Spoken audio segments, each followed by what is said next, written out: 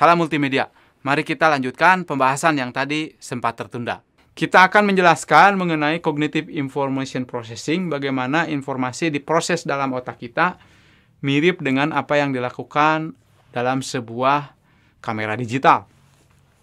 Nah, misalkan ini kita melihat stimuli, ini bahan ajar katakanlah, kemudian masuk ke dalam sensory memory, dilihat dan didengar kalau bahan ajarnya multimedia. Dan kita lihat bahwa di sini kapasitasnya itu hanya 3-7 unit, sehingga ada memory principle nanti, dan durasinya dalam sensory memory ini tidak lebih dari 3 detik.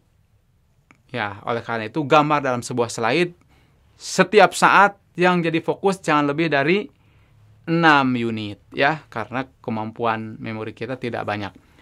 Kemudian mendapatkan atensi dan setelah itu masuk ke dalam working memory, kapasitasnya sudah lebih banyak ya di sini dan durasinya agak lama sedikit. Sehingga ini kalau untuk penguatan harus berulang-ulang sampai cepat, nanti lama-lama jadi hafal.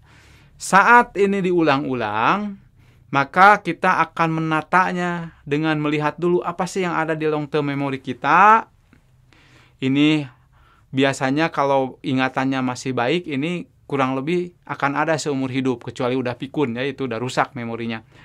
Nah, ketika memori tadi ada, misalkan melihat cara menjumlah, cara mengalihkan, tapi yang ada menjumlah dan ternyata perkalian itu merupakan penjumlahan berulang, maka di encode dimasukkan ke sini, ditata. Jadi selain ada penjumlahan, ada juga perkalian yang merupakan penjumlahan berulang. Itu salah satu contoh. Dan kemudian untuk memperkuatnya terus ini dilakukan berulang-ulang untuk mengingat, memahami, sehingga lama-lama benar-benar ada dalam memori kita, memori jangka panjang. Kalau ini tidak terjadi atau berlebihan, maka akan terlupakan, akan terabaikan. Demikian juga di dalam working memory akan hilang kalau dalam saat tertentu tidak keburu ke proses dan disimpan di long term memory atau overload, tentu saja tidak akan tercatat.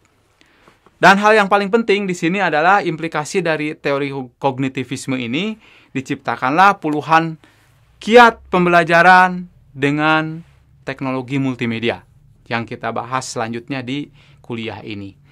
Kita mengenal mungkin lebih dari 40 kiat, 40 prinsip pembelajaran multimedia, tapi kita akan fokus kepada 20 yang terpenting saja.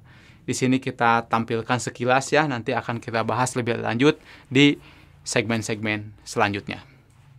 Oke, sampai di sini dulu pembahasan kita. Kita akan lanjutkan di segmen berikutnya. Tetap semangat.